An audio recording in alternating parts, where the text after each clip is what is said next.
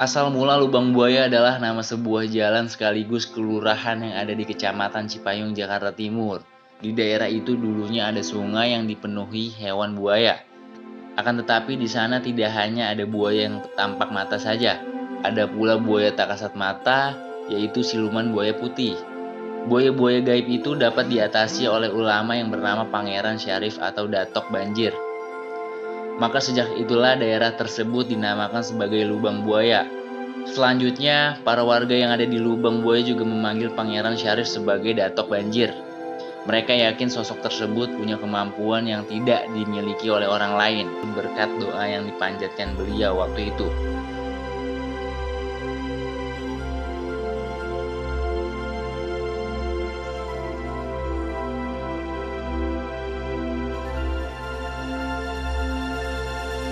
Sepenglihatan pasukan Belanda, daerah Lubang Buaya terlihat seperti lautan sampai akhirnya tidak jadi menyerbu kawasan Lubang Buaya. Daerah Lubang Buaya akhirnya jadi tempat pembunuhan dan pembuangan 6 perwira tinggi dan 1 perwira menengah TNI Angkatan Darat. Mereka adalah Letjen Ahmad Yani, Maijen MT Haryono, Maijen S. Perman, Maijen R. Suprapto, Brigjen di Panjaitan, Brigjen Sutoyo Siswo Miharjo, dan Letu Pierre Tendean.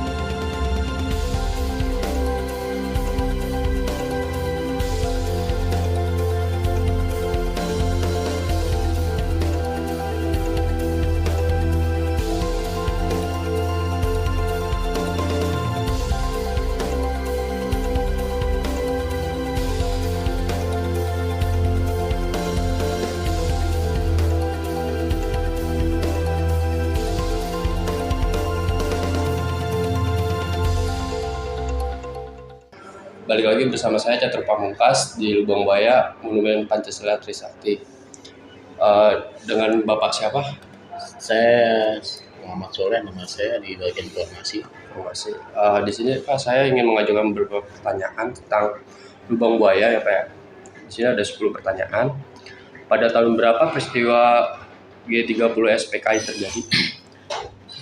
Peristiwa G30 SPKI terjadi tanggal 1 Oktober ya, pada saat itu peristiwa penculikan terhadap 7 perwira angkatan darat ya, kemudian oleh PKI. Ada yang 3 mereka bunuh di tempat dan ada yang 4 mereka bawa ke daerah Lubang Buaya, kemudian mereka siksa secara kejam di daerah Lubang Buaya. Kemudian ke-7 perwira tersebut setelah mereka bunuh semuanya dimasukkan ke sebuah sumur. Siapa pemimpin 30 SPKI? Pimpinan G30 SPKI yaitu DNID dan Letkol Untung ya. Letkol Untung ini adalah oknum ABRI dari pasukan Cakrabirawa. Terus apakah yang menyebabkan terjadinya peristiwa G30 SPKI? Terjadi peristiwanya G30 SPKI diawali pada saat itu PKI ingin mengajukan usul atau ide akan mengadakan angkatan kelima.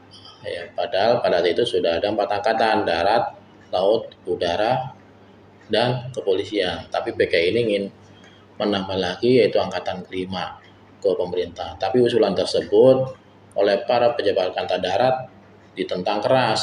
Ya, kenapa ditentang? Karena tidak ada garis komando dan akan menambah keruwetan. Karena angkatan kelima itu terdiri dari buruh dan tani dipersenjatai. Nah, setelah ditentang oleh para pejabat angkatan darat, kemudian PKI ini merasa kecewa dan sakit hati terhadap para jenderal angkatan darat karena usulan mereka ditentang dan ditolak. Akhirnya mereka menyebarkan fitnah terhadap para jenderal angkatan darat. Ya, fitnah tersebut yang dikenal dengan isu Dewan Jenderal. Ya, Dewan Jenderal ini artinya adalah perampasan kekuasaan secara tidak sah. Jadi seolah-olah para pejabat angkatan darat ini akan kudeta dengan pemerintah. Itu yang disebarluaskan oleh PKI sampai terjadinya peristiwa penculikan. Dampak apa yang terjadi setelah peristiwa G30 SPKI Pak?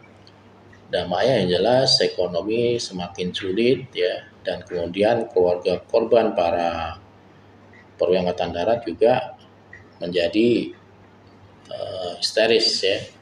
Dampaknya yang jelas ekonomi.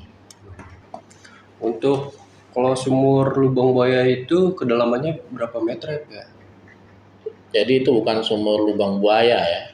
Kalau lubang buaya itu adalah nama desa. Kalau sumur itu sumur biasa, sumur warga yang ada di sini, dan karena oleh PKI digunakan untuk mengubur para prajurit Angkatan Darat, akhirnya disebut menjadi sumur maut. Kedalamannya 12 meter, lebarnya 75 cm. Kalau untuk siapa yang menemukan mayat di lubang buayanya, Pak? Kalau siapa untuk menemukan mayat itu, pada saat itu yang tertangkap adalah Bapak Sukitman ya. Pada saat itu tanggal 2 pasukan EPKD menuju ke daerah Lubang Buaya. Saat itu yang tertangkap adalah Bapak Sukitman, kemudian diintegrasi dan dibawa ke Cijantung, dan tanggal 3 Oktobernya Bapak Sukitman ini anggota polisi Angkatan 32 sebagai penunjuk jalan di daerah Lubang Buaya, karena saat itu beliau yang ditangkap juga oleh PKI tapi tidak dibunuh. Dan sampai di daerah Lubang Buaya ternyata Bapak Sukitman ini tidak tahu persis di mana letak sumur tersebut. Dan saat itu kemudian pasukan EPKD menyebar di daerah Lubang Buaya untuk mencari sumur tersebut, dan sampai menjelang makan siang tidak diketemukan. Dan kemudian akhirnya diketemukan ya, ada salah satu anggota LPKD saat itu berjalan, kemudian menginjak sebuah tanah itu bergeser ya. Setelah bergeser, merasa curiga, tanah tersebut digali dengan bantuan warga yang ada di sini. Saat digali sampai menjelang tengah malam, kurang lebih sekitar 7-8 meter, kemudian diketemukan kaki ya. Saat itu Bapak Supar, warga daerah Lubang Buaya, yang membantu pada saat penggalian. Saat menemukan kaki tersebut, Bapak Supar ini pingsan, dan kemudian setelah diperiksa kaki tersebut ternyata kakinya Letu Pierre Ernestinian yang terakhir dimasukkan ke dalam sumur. Jadi Bapak Supar ya. Kalau pendapat Bapak tentang peristiwa G30 SPKI melanggar hak asasi manusia dalam hak untuk hidup dan merdeka atau tidak, Pak?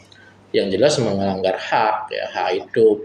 Apalagi para jenderal itu, para pemimpin ya.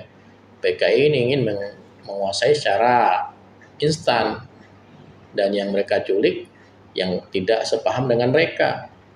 Yang jelas itu melanggar hak asasi ya. Hak asasi untuk hidup.